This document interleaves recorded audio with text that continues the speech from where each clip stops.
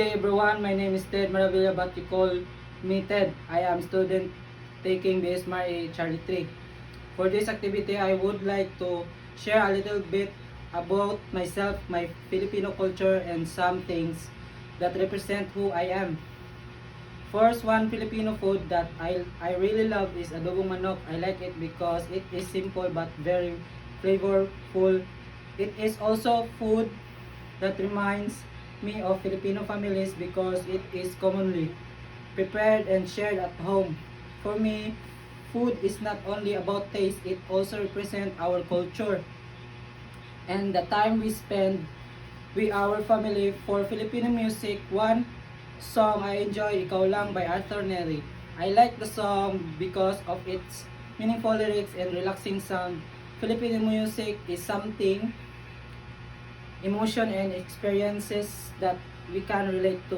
One Filipino movie that I remind is Hari ng Tondo, connected with the story of Asyong Salonga.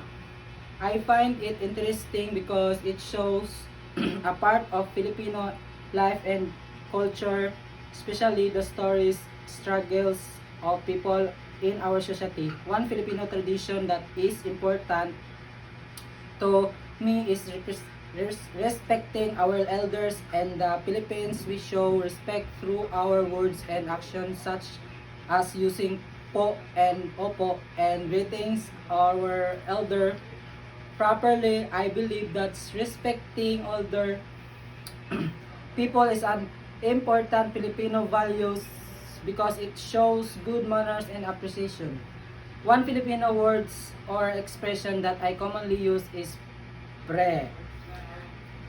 I often use it when talking casually with my friends. It is a simple word, but it shows the friendly, comfortable way Filipinos communicate with each other.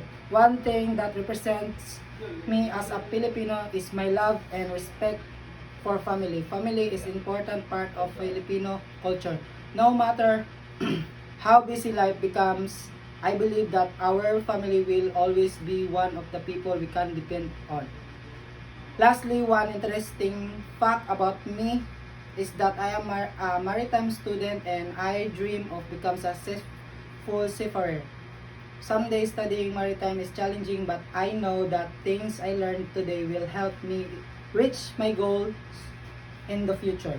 Overall, this activity helped me appreciate the things that make me Filipino, from our food, music, movies, traditions, language, and most importantly, our values. I am proud of who I am, where I come from, and the culture that I represent. And that's all. Thank you.